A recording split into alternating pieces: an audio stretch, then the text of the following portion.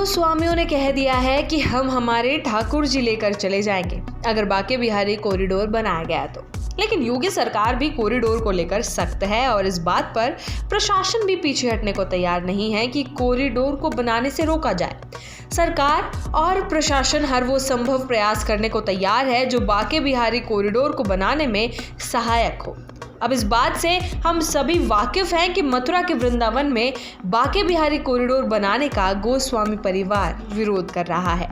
धर्मार्थ कार्य विभाग का कहना है कि विरोध की असल वजह सिर्फ गोस्वामी परिवारों के अधिकार का झगड़ा नहीं है। झगड़ा गोस्वामी परिवारों और स्वामी हरिदास ट्रस्ट के बीच हर महीने लाखों रुपए के चढ़ावे की रकम का भी है। जी हाँ, सही सुना, अधिकार का कोई झगड़ा नहीं है। अगर झगड़ा है तो वो है चढ़ावे की रकम का।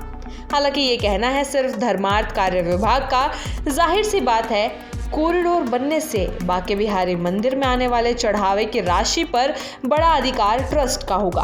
विभाग का कहना है कि सरकार का मजबूत इरादा है, कोर्ट की हरी झंडी मिलने के बाद अब कॉरिडोर बनाया जाएगा। सरकार चंद परिवारों से ज्यादा मंदिर में आने वाले लाखों श्रद्धालुओं की सुविधा और सुरक्षा के प्रति जिम्मेदार है। धर्मार्थ कार्य विभाग के अधिकारी ने बताया कि बांके बिहारी जी मंदिर स्वामी हरिदास ने स्थापित किया था। मंदिर की व्यवस्थाओं का संचालन स्वामी हरिदास ट्रस्ट के पास है।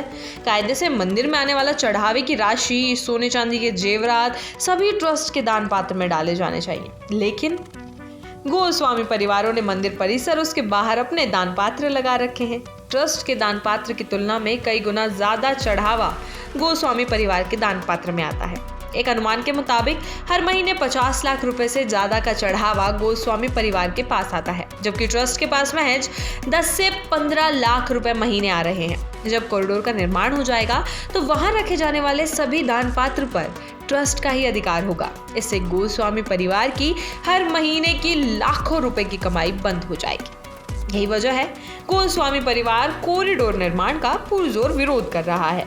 गोस्वामी परिवार और स्थानीय कुछ लोग कॉरिडोर निर्माण का यूं ही विरोध नहीं कर रहे। शासन को रिपोर्ट मिली है कि रोज बांके बिहारी मंदिर में श्रद्धालुओं से दर्शन के नाम पर ही लाखों रुपए की कमाई की जाती है।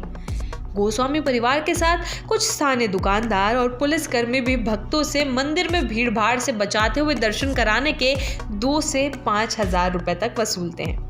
धर्मार्थ कार्य विभाग के अधिकारी ने बताया कि कुंज की गलियों को यथासंभव बचाने का प्रयास किया जाएगा। बांके बिहारी कॉरिडोर के निर्माण पर 500 करोड़ रुपए से ज्यादा खर्च होगा। सरकार ने साफ कर दिया है कि कॉरिडोर निर्माण के लिए पैसे की कमी नहीं है। जितनी जरूरत होगी सरकार उतना बजट देगी। वहीं बांके बिहारी मंदिर तक पहुंचने के लिए यहाँ से मुख्य रास्ते 22 गलियां हैं। इसके अलावा 100 से ज्यादा छोटी गलियां भी हैं जो एक दूसरे से कनेक्टेड हैं। धर्मार्थ कार्य विभाग के अधिकारी ने बताया कि कॉरिडोर निर्माण से सेवादारों को बेदखल करना सिर्फ अफवाह है। बांके बिहारी मंदिर के कॉरिडोर का प्लान धर्मार्थ कार्य विभाग ने कोर्ट में पेश किया है। विभाग के एक अधिकारी ने बताया कि कोर्ट की हरी झंडी मिलने के बाद प्लान पर काम शुरू किया जाएगा। काम शुरू होने से लेकर 2 से 3 साल में कॉरिडोर का निर्माण पूरा किया जाएगा। वहीं बांके बिहारी मंदिर के वरिष्ठ सेवायत का कहना है कि ठाकुर जी के जो 350 करोड़ रुपए हैं वो गोस्वामी परिवार ने तो इकट्ठा किया है। जिस तरह से 2.25 साल पहले 68,000 रुपए खर्च कर मंदिर बनाया गया था, उसी तरह से ये नए मंदिर के लिए पैसा इकट्ठा हो रहा है। इसमें से हम लोग उपयोग नहीं करते हैं। सरकार पूरी तरह से मंदिर का अधिग्रहण करना चाहती है, उसी में उसका इंटरेस्ट है। बल्कि हम तो कह रहे हैं कि सारा पैसा ले लो, मंदिर ले लो, हमारे ठाकुर जी हमको दे दो, हम उनको लेकर चले जाएंगे।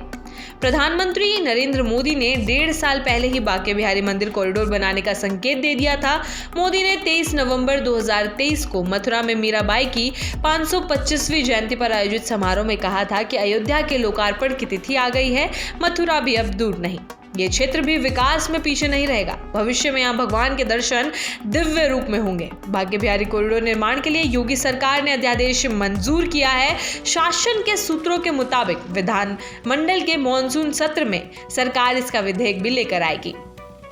विधेयक का विपक्ष विरोध कर कुछ सुझाव दे सकता है, लेकिन दोनों सदनों में सरकार के पास बहुमत होने से विधेयक मंजूर होना तय है। विधेयक मंजूर होने के बाद इसकी नियमावली बनाई जाएगी। इसमें स्वामी हरिदास ट्रस्ट, सेवादारों और गोस्वामी परिवार के अधिकार क्षेत्र और कामकाज तय किए जाएंगे।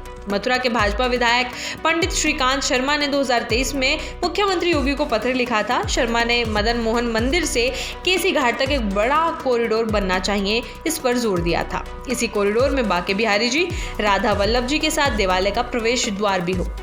कॉरिडोर के लिए यमुना किनारे जमीन भी उपलब्ध है। यमुना के एक और पार्किंग बनाई जाए, दूसरी ओर कॉरिडोर। इससे कुंज की गलियों का पुरातन स्वरूप भी बना रहेगा, लेकिन सरकार ने केवल बांके बिहारी मंदिर के आसपास ही कॉरिडोर बनाने का फैसला किया है।